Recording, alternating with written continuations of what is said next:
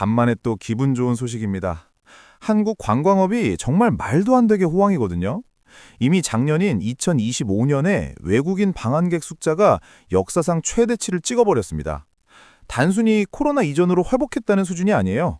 코로나 전보다 훨씬 더 잘 나왔습니다. 전체 방한객이 1,900만 명 가까이 나왔고요. 이 중 순수하게 관광 목적으로만 온 사람이 1,600만 명에 달합니다. 도대체 왜 이렇게 많이 왔을까요? 살펴보면 당연히 한류의 영향력이 크게 깔려 있고요. 또 여러분도 잘 아시다시피 원화 가치가 많이 낮아지면서 한국이 가성비 여행지가 됐습니다. 일본 여행 가는 거랑 비슷한 느낌인 거죠.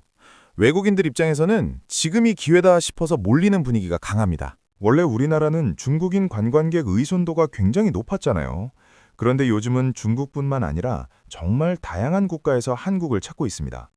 관광업이 예전보다 훨씬 더 건강하고 다양하게 성장하고 있다고 볼 수 있는 거죠. 다만 최근 일본 정치권 상황이 우리에게는 뜻밖의 기회가 되기도 했습니다. 일본 자민당 내 강경 우파로 꼽히는 다카이치 총리가 중국에 대해 강경 발언을 쏟아내면서 중일 관계가 급격히 얼어붙었거든요. 이에 중국 정부가 대응 차원에서 일본 여행 자제를 권고했습니다. 실제로 지난달 일본으로 가는 중국인 관광객이 무려 60% 가까이 줄었다고 합니다. 상황이 이렇다 보니 중국인들 입장에서는 일본의 대체지로 한국을 선택하게 된 겁니다. 덕분에 우리 한국이 반사이익을 톡톡히 누리고 있고 특히 지금 중국의 대명절 기간이라 방문객이 대거 유입된 것으로 추정됩니다. 사실 중국인들이 돈을 꽤 많이 씁니다. 1인당 지출액을 보면 전체 평균보다 중국인 평균이 훨씬 높아요. 소비 규모가 상당합니다. 이 돈이 대부분 유통업계로 흘러가기 때문에 우리 유통업계에는 엄청난 기회인 거죠. 그래서 지금 중국인 맞춤 마케팅이 아주 치열하게 벌어지고 있습니다. 여기에 정부가 한시적으로 중국인 단체 관광객을 무비자로 허용한 것도 큰 영향을 줬을 겁니다. 물론 이에 대한 우려의 목소리도 높습니다. 무비자로 받으면 불법체류 문제가 생길 수 있다는 걱정이 많죠. 실제로 반대 청원도 올라갔고 반중 집회도 열렸습니다. 하지만 중국인이 관광시장에서 어쩔 수 없는 큰 손이라는 현실도 무시하기 어렵습니다. 전 세계에서 관광으로 가장 많은 돈을 쓰는 집단이기 때문입니다. 특히 지금 우리 내수 경기가 너무 좋지 않아서 소상공인분들이 많이 힘들어하시잖아요. 관광객이라도 와서 산소호흡기 역할을 해줘야 한다는 경제 논리가 강하게 작용하고 있습니다. 사실 우리뿐 아니라 아시아 관광시장 전체가 중국인에 많이 의존하고 있습니다. 그래서 많은 나라가 중국인 유치 경쟁을 벌이며 비자 면제 같은 혜택을 확대하고 있는 겁니다. 일본 정도의 관광 체급이 돼야 중국인을 일정 부분 거부할 수 있는 수준인 것 같고요. 그래도 다행인 건 최근 미국, 일본, 대만 등 국적이 다양해지고 있어서 장기적으로는 더 건강한 구조로 갈 가능성도 열렸다는 점입니다. 그런데 요즘 외국인들이 한국을 즐기는 방식이 예전과는 완전히 달라졌다는 사실 알고 계신가요? 이 부분이 꽤 흥미롭습니다. 만약 여러분이 난생 처음 프랑스에 간다면 열의 9은 파리를 갈 겁니다. 와인 때문에 부르고뉴를 가거나 축구 보러 마르세유를 가는 건 여러 번 가본 사람이나 하는 선택이죠. 한국에 오는 외국인들도 똑같습니다. 첫 방문이면 거의 무조건 서울입니다. 돈도 서울에서 가장 많이 쓰고요. 한류 특수가 서울에 집중되는 구조인데 심지어 서울 안에서도 동선이 거의 정해져 있었습니다. 쇼핑은 명동, 야경은 남산타워, 전통문화체험은 경복궁에서 한복 입기 이런 식이었죠. 요즘 경복궁 가보면 외국인이 더 많아서 농담으로 외국인이 점령한 것 같다는 말이 나올 정도잖아요. 그런데 두 번째, 세 번째 방문하는 재방문객들은 다릅니다. 한국에 뭐 볼 게 그렇게 많냐고 생각할 수 있지만 의외로 재방문율이 50%를 넘습니다.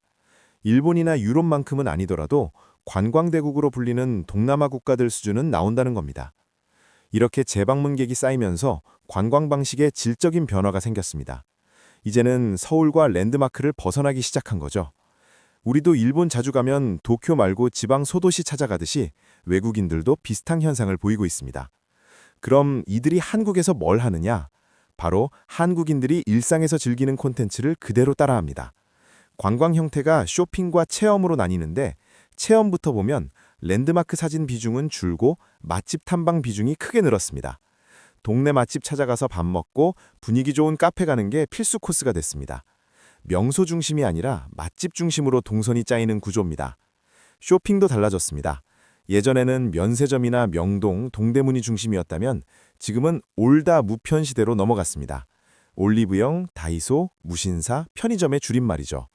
지역 중심 쇼핑에서 브랜드 중심 쇼핑으로 바뀐 겁니다. 사실 올다모편은 우리 한국인들의 일상 인프라입니다. 그런데 이게 외국인들에게는 굉장히 매력적인 관광 콘텐츠가 된 겁니다. 명품이나 전통 기념품 대신 한국인의 라이프 스타일을 소비하는 거죠. 특히 올리브영은 K-뷰티의 성지가 됐습니다. 오프라인 매출에서 외국인 비중이 이미 25%를 넘었습니다. 흥미로운 건 예전에는 외국인이 사는 물건이 따로 있었다면 지금은 한국인이 사는 제품과 거의 동일하다는 겁니다. 소비 패턴 자체를 모방하고 있는 거죠. 뷰티뿐 아니라 헬스 분야도 성장 중입니다. 사실상 미용 시술이 핵심입니다. 강남 피부과에서 시술을 받고 약국에 들러 연고나 의약품을 대량 구매하는 형태입니다. 올다무 편의 또 다른 특징은 가격입니다. 원화가 약세라 가성비 쇼핑에 최적의 환경이 만들어졌습니다. 다이소에서 생활용품을 대량 구매하고 가차샵이나 소품샵, 문구점도 인기입니다. 패션도 변화가 뚜렷합니다. 고가 명품 소비는 줄어들고 K-패션이 그 자리를 채우고 있습니다. 드라마에서 본 옷을 무신사 같은 플랫폼에서 합리적인 가격에 구매하는 구조입니다. 편의점도 마찬가지입니다. CU 같은 경우 외국인 매출이 1년 만에 2배 이상 증가했습니다. 드라마나 유튜브에서 본 편의점 레시피를 직접 해보는 것이 하나의 놀이문화가 됐습니다. 결국 K-컨텐츠가 소프트 파워를 키웠고 한국 문화를 소비하는 방식 자체를 바꿔놓은 겁니다. 요즘은 성수동이 필수 코스라는데 외국인 동선이 한국 MZ세대와 거의 겹칩니다. 이렇게 가성비 위주 소비가 늘면서 건당 지출액은 줄었습니다. 하지만 구매 건수가 크게 늘어 총 지출은 오히려 확대됐습니다. 한 번에 많이 쓰는 구조가 아니라 여러 번 나눠 쓰는 구조로 바뀐 겁니다.